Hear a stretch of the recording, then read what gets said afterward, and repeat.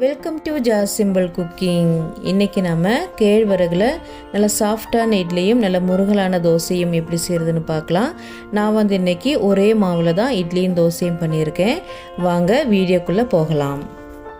இது பண்ணுறதுக்காக நான் இங்கே 1.5 கப் அளவுக்கு கேழ்வரகு எடுத்திருக்கேன்.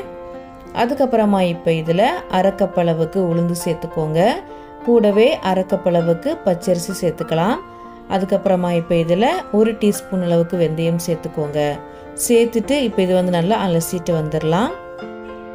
இப்போ இது நல்லா அலசியாச்சு. இப்போ இதில் தேவைக்கேற்ப தண்ணி சேர்த்து இது ஒரு 6 மணி நேரம் ஊற வச்சிடலாம். இப்போது 6 மணி நேரம் கழித்து ஓப்பன் பண்ணி பார்த்துடலாம். பாருங்கள், இதெல்லாம் நல்லா ஊறி வந்திருக்கு. இப்போ இதில் உள்ள தண்ணியை வடிகட்டி வச்சிடலாம். பாருங்கள், வடிகட்டியாச்சு. இப்போ இது சைடில் இருக்கட்டும். அதுக்கப்புறமா ஒரு பவுலில் 1/2 கப் அளவுக்கு அவல் சேர்த்துக்கோங்க. சேர்த்துட்டு இப்போ இதில் தண்ணி சேர்த்து ஒரு 10 நிமிஷத்துக்கு ஊற வச்சிடலாம். இப்போது அவல் ஊற வச்சு 10 நிமிஷம் போல் ஆயிடுச்சு. இது நல்லா சாஃப்டாக வந்திருக்கு. இப்போ இதில் உள்ள தண்ணியை வடிகட்டிட்டு நம்ம கேழ்வரகு எடுத்து வச்சிருக்கிற பவுலில் இது சேர்த்துட்டு நல்லா மிக்ஸ் பண்ணி விட்டுறலாம். இப்போ இது நல்லா மிக்ஸ் பண்ணி விட்டதுக்கப்புறமா இப்போ நாம் இதை ஒரு மிக்ஸி ஜாருக்கு மாற்றிட்டு அரைச்சி எடுத்துடலாம். நான் முதல்ல பாதி அளவுக்கு சேர்த்துருக்கேன். சேர்த்துட்டு இப்போ இதில் 1/2 கப் அளவுக்கு தண்ணி சேர்த்துக்கோங்க. சேர்த்துட்டு இது நல்லா ஒரு தடவை நல்லா அரைச்சிட்டு வந்துடலாம். பாருங்கள், இப்போ இது அரைச்சி எடுத்தாச்சு. இப்போ மறுபடியும் 1/4 கப் அளவுக்கு தண்ணி சேர்த்து இது நல்லா நைஸாக அரைச்சி எடுத்துடலாம். பாருங்கள், அரைச்சி எடுத்தாச்சு. இது இப்போ ஒரு பாத்திரத்தில் ஊற்றி வச்சுக்கலாம். அதுக்கப்புறமா நம்ம மிச்சம் இருக்கிறத மிக்ஸி ஜாரில் போட்டு அரைச்சி எடுத்துடலாம்.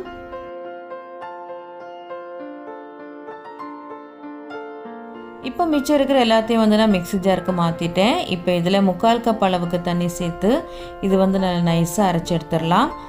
பாருங்கள், இப்போ இது நல்லா அரைச்சி எடுத்தாச்சு. இந்த மாதிரி நல்லா நைஸாக அரைச்சி எடுத்துக்கோங்க.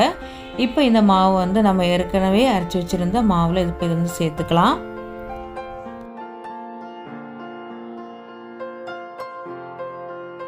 அதுக்கப்புறமா மிக்ஸி ஜாரில் 2 டேபிள் ஸ்பூன் அளவுக்கு தண்ணி சேர்த்து மிக்ஸி ஜாரை நல்லா அலசிட்டு இப்போ இதில் சேர்த்துக்கலாம்.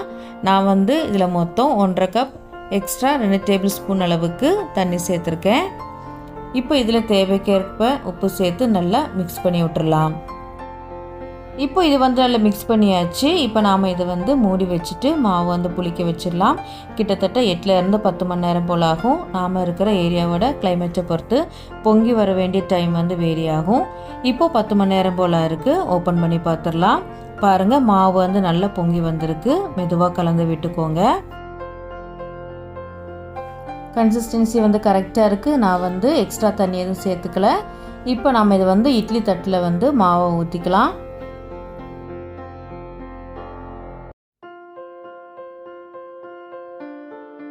மாவு ஊற்றியாச்சு. இப்போ நாம் இது வேக வச்சிடலாம். அதுக்காக நான் இட்லி பாத்திரத்தில் தண்ணி கொதிக்க வச்சுருக்கேன். இப்போ நாம் இதை உள்ளே வச்சுட்டு மீடியம் ஃப்ளேமில் ஒரு 10 நிமிஷம் இது நல்லா வேக வச்சிடலாம். இப்போ 10 நிமிஷம் போல் ஆயிருக்கு. ஓப்பன் பண்ணி பார்த்துடலாம். பாருங்கள், இட்லி நல்லா வெந்திருக்கு. இப்போ நாம் இதை வெளியே எடுத்து வச்சிடலாம்.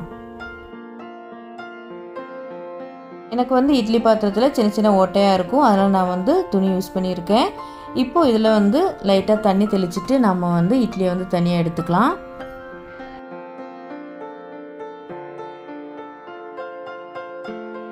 இப்போ இட்லி சூப்பராக ரெடி ஆகிடுச்சு. இதே மாவில் நாம் இப்போ தோசை சுட ஆரம்பிச்சிடலாம். நான் எக்ஸ்ட்ரா தண்ணி எதுவுமே சேர்த்துக்கல. அதே மாவில் தான் நான் தோசை சுட போகிறேன். அதுக்காக ஸ்டவ் ஆன் பண்ணி நான் ஒரு தோசை தவா எடுத்து வச்சுருக்கேன். இப்போ இதில் நம்ம எடுத்து வச்சுருக்கிற மாவு ஊற்றி நல்லா ஸ்ப்ரெட் பண்ணி விட்டுக்கலாம். தவா லைட்டாக சூடானதும் நம்ம தோசை ஊற்ற ஆரம்பிச்சிடலாம். தோசை ஊற்றினதுக்கப்புறமா ஃப்ளேமை மீடியம் டு ஹை வச்சுக்கோங்க. அதுக்கப்புறமா இப்போ இதில் ஆயில் இல்லைனா நெய் இல்லைனா பட்டர் சேர்த்துக்கோங்க. நான் நெய் சேர்த்துக்கிறேன். சேர்த்துட்டு தோசை கரண்டி வச்சு லைட்டாக ப்ரெஸ் பண்ணி விட்டுக்கோங்க. இப்போ தோசை நல்லா கலர் சேஞ்ச் ஆகி நல்லா கிறிஸ்பியாக வந்ததும் நாம் இதை தவாவில் இருந்து எடுத்துடலாம். மறுபடியும் தோசை ஊற்றும் போது நீங்கள் ஃப்ளேமை சிம்மில் வச்சுட்டு ஊற்றிக்கோங்க. ஊற்றுனதுக்கப்புறமா நீங்கள் ஃப்ளேமை மீடியம் டு ஹை வச்சுக்கோங்க. இப்போ தோசை ரெடி ஆகிடுச்சு. பாருங்கள், நல்லா கிறிஸ்பியாக வந்திருக்கு. பாருங்கள், இட்லியும் நல்லா சாஃப்டாக வந்திருக்கு. இன்னும் பிச்சு காமிக்கிறேன் பாருங்கள். நல்லா சாஃப்டாக இருக்குது. நாம் அரைச்சி வச்ச இந்த மாவில் நான் வந்து மொத்தம் 6 இட்லியும் 13 தோசையும் பண்ணியிருக்கேன். அவ்வளோதான், நம்ம ஹெல்த்தியான கேழ்வரகு தோசையும் இட்லியும் வந்து ரொம்ப சூப்பராக ரெடி ஆகிடுச்சு. நீங்களும் வீட்டில் செஞ்சு பாருங்கள், டேஸ்ட்டு வந்து ரொம்ப சூப்பராக இருக்கும். இந்த வீடியோ உங்களுக்கு பிடிச்சிருந்துச்சுன்னா லைக் பண்ணுங்கள், ஷேர் பண்ணுங்கள், மறக்காமல் ஜாஸ் சிம்பிள் குக்கிங் சேனலுக்கு சப்ஸ்கிரைப் பண்ணுங்கள். தேங்க்ஸ் ஃபார் வாட்சிங்.